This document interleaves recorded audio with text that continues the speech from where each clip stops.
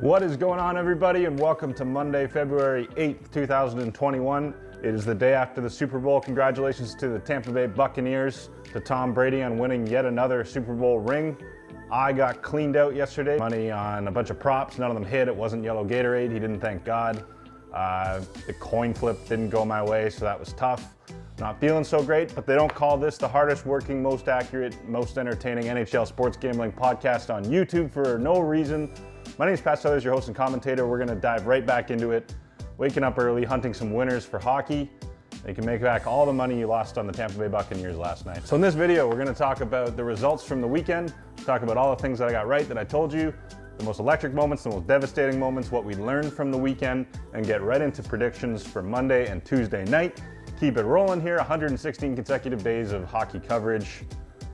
Let's get it. Before we get started, please make sure to like and subscribe. I appreciate all your support. I don't want any money. I just like gambling on hockey. And if you guys like watching, just do me a favor and subscribe or like the video. Thank you. I'm trying to get one like on this video. So let's get right into the results. On Friday, I went a perfect 5-0. Feels good to win. Made a little bit of money, added on to a week of pretty good success actually. So that was a good Friday. And then for Saturday and Sunday, I went a combined 5-6.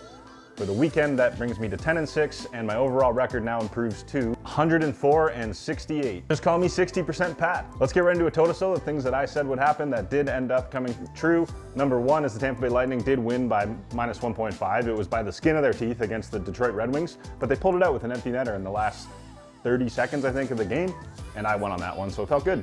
I told you every game on Friday night got the sweep. I told you to take the Leafs and the over against the Canucks, and I told you that the Philly and the Caps game would go over on Sunday, and it was 4-4 in the second period. So what were some of the most electric moments from this weekend? Number one for me was the Wayne Simmonds short side snipe from down low. That's exactly the type of goal the Leafs wanted from Simmonds when they signed him. I love seeing it. Great skill in close, great confidence to execute that shot. Good goal by Simmonds. He added another one later in the game. Next electric moment, Austin Matthews making it look easy. Dipsy doodles, dangles a defenseman, and then just snipes it on Holtby. Holtby had no idea how to react. He would also add a goal later in the game. I'm gonna break down that Matthews goal in a video by itself right after this one, because that one deserves to be talked about. Next electric moment, the Ovechkin through the legs, dishes it over, gets a tap-in goal for Tom Wilson. Pretty electric for a guy that age. Pretty electric for anyone to be doing that in the league, let alone Ovechkin, who's still doing it after all these years. Definitely worth a watch. Patrick Laine, absolute howitzer for the Columbus Blue Jackets. Beautiful goal. And the last electric moment, the refs botched an offside call in the Carolina-Columbus game, and I won by 1 goal, so it helped me out, and that was pretty electric. So what were some of the devastating moments? The Bruins and the Flyers did not go over. That was pretty devastating, but I did sprinkle money on the Bruins at the last second and won quite a bit. And the Canadiens did not beat the Senators by 2. I have to give credit to the Ottawa Senators. They played a great tight checking game. They played as a unit. Tim Stützle looked great. The Canadiens just did not win by 2. I was really hoping for empty netter, and they did not get it. Pretty devastating. So what did we learn over the past weekend? Tom Brady is the best football player of all time, but can he fire a 1T from the top of the circle and go bar down? We don't know, it hasn't been seen yet. Next thing we learned, Austin Matthews has ridiculous hands. Hockey is a chaotic game, and Austin Matthews controls the chaos. He makes it look smooth. When the puck is bouncing and in his vicinity, he just knocks it down and it's flat on the ice all of a sudden. The guy just has such silky smooth hands and hand-eye coordination and control over his body and the puck. Really nice to watch. Also, he can absolutely rip it. What a wrist shot. What else did we learn? The Flames have the Oilers' number. Over the last 2 seasons, the Flames have gone 6-3, but over the last season, the Flames have been 4-1 against the Edmonton Oilers. They seem to just have the team figured out. Similarly, I think the Ottawa Senators are always going to play well against the Montreal Canadiens and the Toronto Maple Leafs because they're like the divisional Battle of Ontario rivals, not so much Montreal, but these are regional rivals, and it's going to fire up a team like the Senators to play better against them. I think that's why the Flames always beat the Oilers too. Without further ado, let's get to our stay away games for the next couple of days. Number one, I am going to play this Leafs and Canucks game. I think the Leafs have looked great recently. Scares me a little bit because of how good they've been. They're probably going to drop a game at some point, but I don't think it'll be tonight. I hope it's not tonight. I'm going to keep this Hurricanes and Blue Jackets game because I've seen some trends that kind of favor the over. I'm going to play the Oilers and the Senators game because I think the Oilers like to beat up on teams like the Senators. I'm staying away from this Rangers and Islanders game. Not interested in the Coyotes and Blues after what I saw in the first couple. Staying away from the Bolts and Preds because I've actually seen some trends in favor of the Predators upsetting the Lightning. On Tuesday, I'm going to play the Flyers and Capitals with the over. I'm staying away from the Red Wings and Panthers because it's been a back and forth series. Probably going to take the Oilers again against the Senators in the second game. For the Lightning and Preds second game, game, I'm going to watch the first game. If it's close, I'm going to stay away. But if it's a blowout for the Lightning, I'm going to take the Lightning again. Or if the Lightning lose, I'm going to take the Lightning because I don't think they're going to lose both games.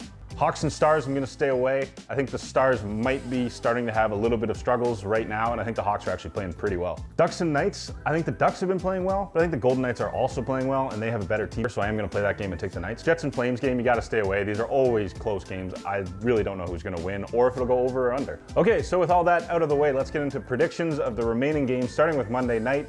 The Canucks at the Toronto Maple Leafs. The Canucks are 0-9 in their last 9 in Toronto. The favorite is 19-7 in the last 26. The under is actually 8-1 in the last 9, but the over favors each of these teams individually, just not against each other. If I had to pick, give me the Leafs, give me the over. Like I say, the Leafs have been winning a lot, so they might drop one, but I'm hoping that tonight is another big win. The Canes at the Blue Jackets. The Blue Jackets might start playing better now that they have Patrick Laine scoring goals for them. The over is 4-0 in the Canes' last 4. It's 5-1 in the Blue Jackets' last 6 home games, and 5-1 in the Blue Jackets' last 6 games against winning teams. The Canes are 1-4 against Columbus in the last 5, and the underdog is 7-2 in the last 9. If I was going to pick, I would take the over, but I'm going to lean towards the Blue Jackets in this one as well. Next game, Oilers at Senators. As I mentioned before, I think the Oilers like to beat up on teams like the Senators because the Senators are the basement dwellers, and the Oilers used to be the basement dwellers, and the only thing separating them from being basement dwellers is beating teams like the Ottawa Senators. So I think they're extra motivated to stay out of the bottom of the barrel and show that they are not the crap team they have been for like 20 years.